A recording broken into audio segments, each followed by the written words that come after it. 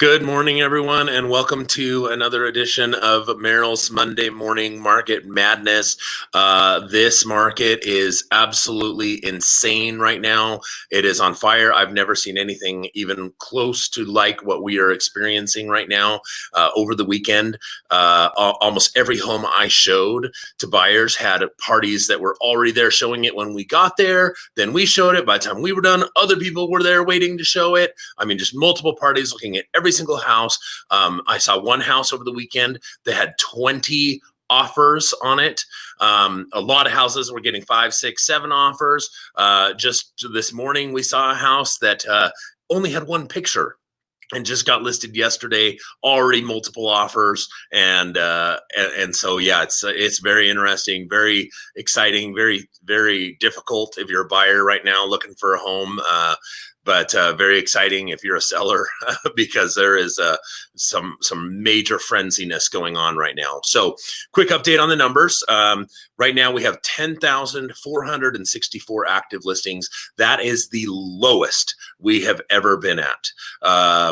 I mean, in the 10 years that I've been tracking it, but my understanding is that that is also lower than even where we were at in 2005 and 2006. So almost nothing for sale in our MLS compared to the size of Phoenix. I mean, to give you an idea, also out of those 10,400, a lot of those are listed in the MLS, but they are to be built homes. So a lot of those aren't even like, okay, available to buy and move into right away. There's hundreds of those. Pending, 14,060 listings are currently pending in our MLS. Just to give that like a little bit of perspective, just a couple of weeks ago, we had more active listings than pending listings by a couple thousand. There were a couple thousand more actives than there were pendings. Now we have almost 4,000 more pending listings than there are active listings. So if you're driving around and you feel like, well, there's a lot of signs. I see a lot of signs in yards. It seems like there's a lot of homes for sale.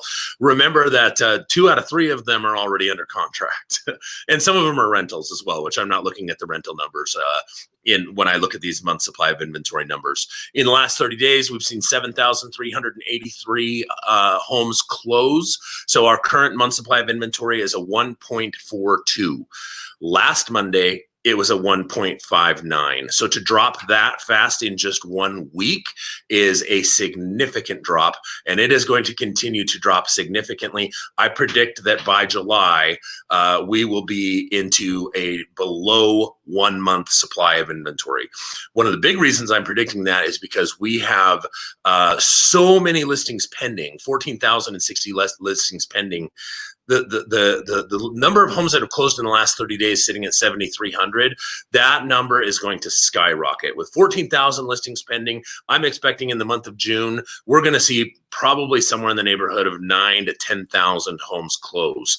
So with only 10,000 listings on the market right now, and that number continuing to drop dramatically, we are going to drop below 1 month supply of inventory. We've never seen anything like that.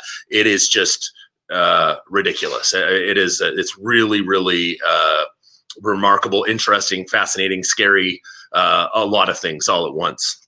I wanted to look at, for today's episode, I wanted to look at some of the East Valley cities. I'm looking at Chandler, Gilbert, Queen Creek, and Santan Valley. And I thought I would look at, okay, what sold in those cities in May of 2019 versus what sold in those cities in May of 2020, and how much did values increase over that time period? So in Chandler, okay, I'm not going to go in depth into the numbers for each city, but I'm just kind of giving you the example. In Chandler, May 2019, the average sales price was $392,000. In May of 2020, the average sales price was $416,000. So they saw an increase from May 19 to May 20 of about $24,000, which was a 6% increase. Now, in a way, that's not a super fair way of looking at it, because the homes that closed in May of 2020 in each of these cities, well, those homes were going under contract. I mean, you figure your typical 30 to 45 day close on most houses. So the homes that closed in May mostly went under contract in late March and April. which of course was peak coronavirus. So the market, May 2019 was a super, super healthy market, and May 2020 was a little distressed. And we still saw a 6% increase. I mean, $24,000. So your average homeowner in Chandler saw their home value go up by about $2,000 a month. And so looking at each of the other cities, Gilbert saw an increase very similar, 6.4%, almost $25,000. Queen Creek saw an increase of 6.5%, about $25,000 as well. And Santan Valley saw an increase of $26,000 as well. But because their average sales price is a lot lower at $279,000, their percentage of increase in home value over the past year was 10.3%. So, and again, we're comparing a healthy May of 19 to a little bit of a distressed May of 2020. The other thing that's fascinating to me about this is that in May of 2019, the average interest rate was 4.2%. And as of this morning, the average interest rate on a 30-year fixed rate is 3.18%. So we're seeing home values that increased somewhere between 6 and 10% in these East Valley cities over the past year with higher interest rates. So now let's start thinking about what's going to happen from 2020 to 2021. What are we going to be saying in May of 2021? If we saw 6 to 10% this year, or over the last 12 months, what are we going to see over the next 12 months?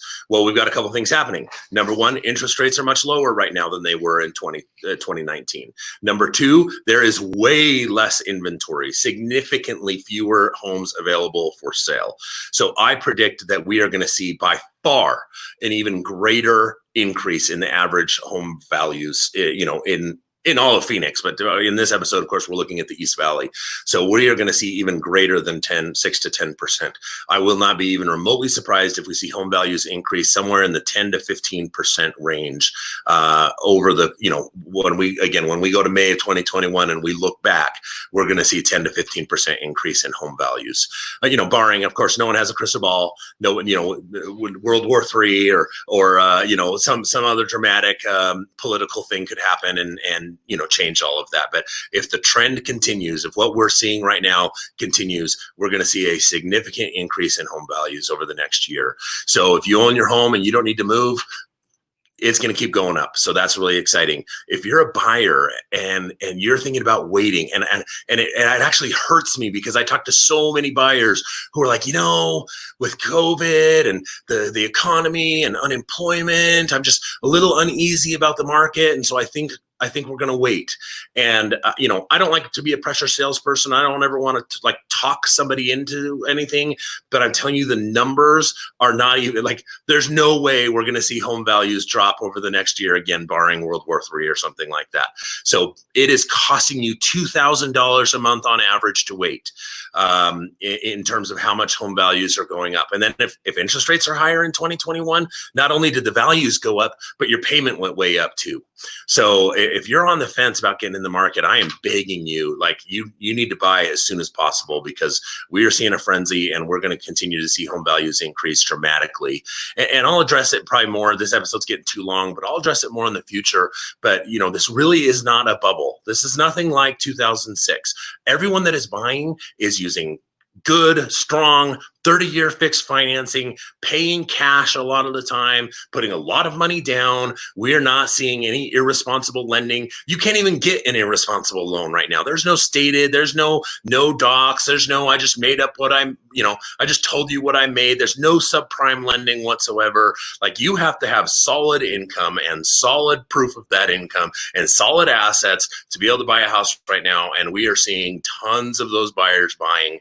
And so I do not believe we're entering into a bubble. We'll talk more about that in the future. I hope you found this information helpful, and I look forward to talking to you soon. Thanks.